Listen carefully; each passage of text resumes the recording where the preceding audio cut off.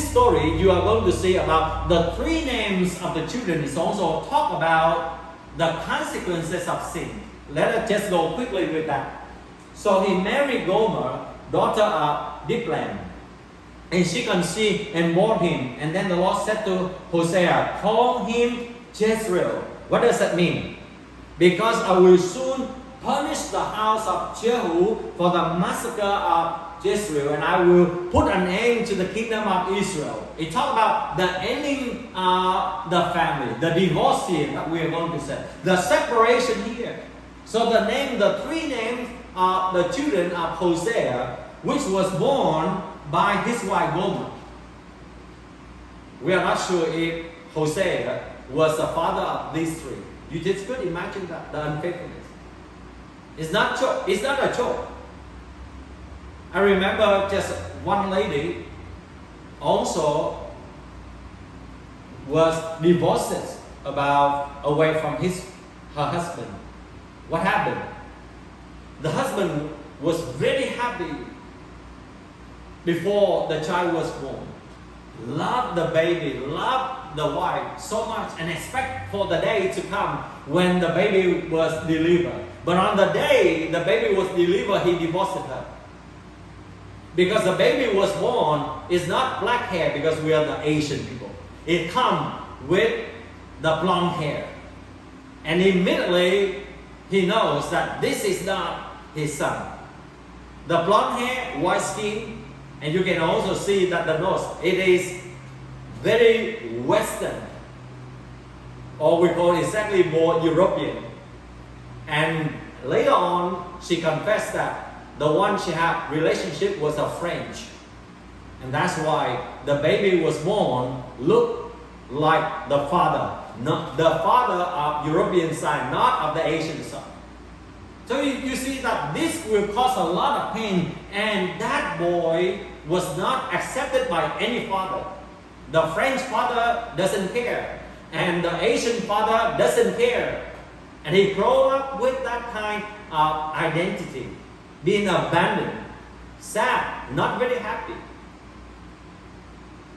And this is what God is speaking to every one of us here about unfaithfulness.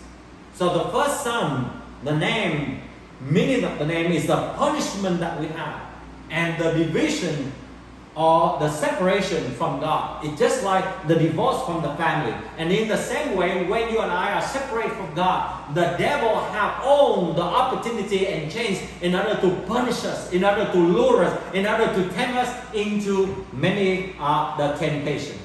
Let us see about the second name. What is the second name that you and I can see from here? Gomer conceived again and gave birth to a daughter.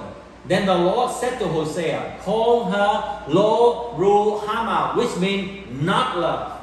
When you are separate from God, you will feel that you are unloved. You are not lovable. You are being rejected. And in the same way, when the family was separated, in the same way, it's also the division we call about the loyalty, that we don't know who we should love anymore. For I will no longer show love to Israel, that I should at all forgive them. And that's why many of them are living after divorce. They live in pains. They live in resentment. They live in curse. Why all of the misery that have fallen upon me. The third children, Gomer conceived again and gave birth to a daughter. Then the Lord said to, in the next verse, the third one, yes, I will show love to Judah, and I will save them, not by a bow or sword. After she had won Lo-Ruhamah, Gomer had another son. Then the Lord said, call him Lo-Ami, which means not my people. And what I have just mentioned about the consequences of unfaithfulness, you can also begin to understand what does it mean when we are not the people of God. We don't belong to a certain family anymore because of the divorce, because of separation. We are not being accepted, just like the boy that I just mentioned to you. He's grown up without any father figure, being rejected totally. In the US, at least, that we have the law, so they have to pay alimony. But in Asia, we don't have that kind of law. And the mother have to take care of everything. And she tried to restore the relationship with the first husband, hoping that he can help to provide some money. And then she put a trap. She put trap. And then they are together. And then she gave to another baby girl. And she thought that her husband is going to, at least, will take responsibility. But yet, this guy even upset all the more. You tricked me again. You deceived me the first one, and now the second one, you tried to trick me. And he just deserted even his own daughter, his blood daughter. This may sound very scary. But in this world today, it seems that many preaching do not want to talk about this one because many of us do not want to listen. But today, let us remember that God doesn't want us to have that broken covenant or broken trust. God doesn't want us to face with hurts and wounds, the family disruption and division, the secrecy and deception, the loss of affection and intimacy, the shift of priority, or the divine judgment, just like the Israelites.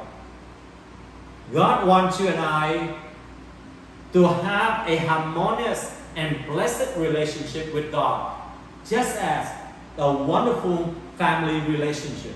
Unfaithfulness will promise us the temporary pressure and the short-lasting happiness, and yet it is going to deliver us a lifelong pain and regret. They will sow the wind and reap the whirlwind. That's what Hosea said. They sow the wind and reap the whirlwind. It seems it's happy at the moment, happiness at the moment, but then pain came in many ways. We heard about the story of David and Bathsheba. David tried his best in order to kill the husband of Bathsheba when she was pregnant. And he thought that his sin would be covered and everything would be okay. But it doesn't happen that way. God punished him.